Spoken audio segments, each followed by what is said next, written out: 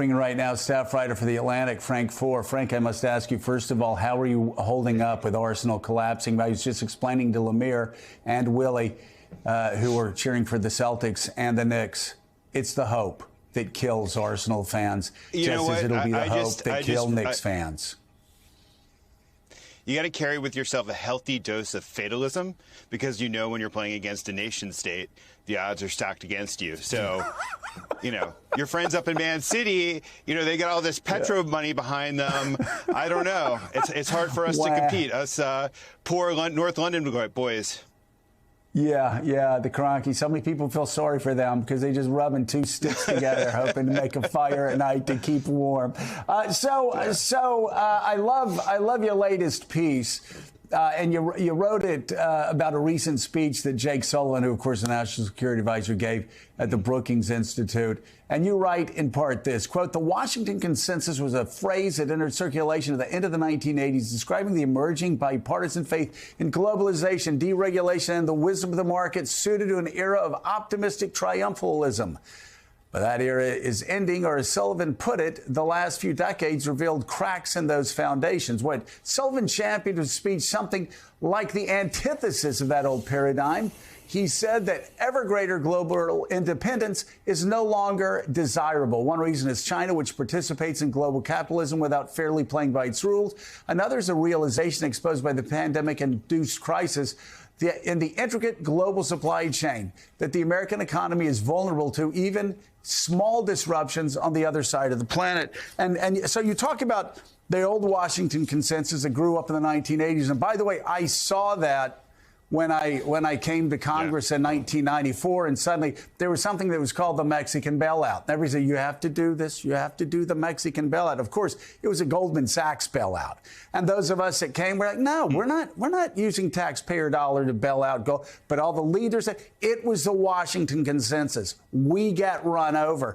There's so many other things that we got run over because of this Washington Consensus that you're talking about. But it has changed, and not just because of the pandemic. I remember the CEO of General Electric saying several years ago, we got to start making things in the United States. We got a supply chain problem here. And why can't we make refrigerators faster and cheaper and better? Why can't we make cars faster and cheaper? So this is sort of been bubbling up from businesses.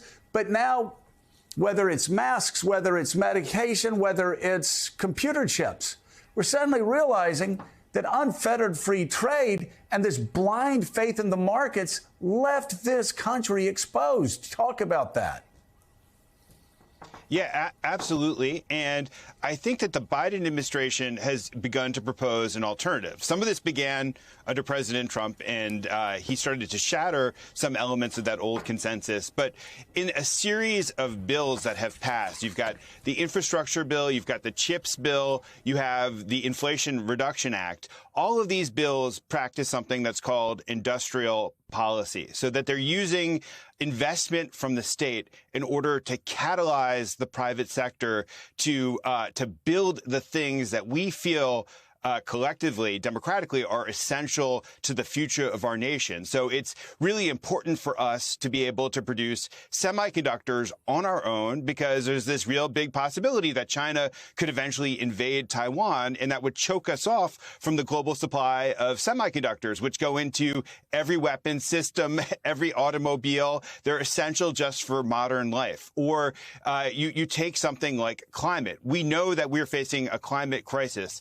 The private sector has begun to move in the direction of producing clean energy at scale, but they're not moving fast enough. And so what the Inflation Reduction Act does, it provides a whole series of tax credits that are just pushing the foot on the accelerator so that we have the supply of electric vehicles, solar panels, batteries, wind turbines. And there's this sense that we can actually make them here in America. And so you have Biden, the oldest president in American history, overseeing this strategy to spill investment into these things that will help claim the commanding heights of the necessary industries of the future for the United States. and it's actually working. That's the thing that I think has gotten so little attention, that over the course of the last 8 months, you have this tremendous flow of capital into producing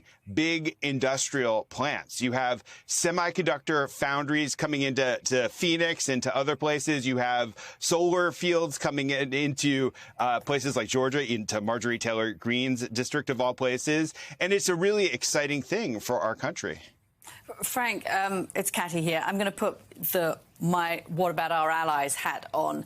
I know that you've heard the concerns that there is a certain amount of continuum between the Trump administration's foreign policy and the Biden administration's foreign policy, not just around China, although you could argue actually that the Biden administration in some ways has been tougher on China with export controls. But even from Europeans saying, hold on a second, all of that America is doing with this industrial policy is squeezing out its allies. And that kind of, to the extent that trade has been a security factor in terms of foreign relations, that is squeezing out some of the strength of the transatlantic relationship. I hear it all the time. I hear that they're not happy.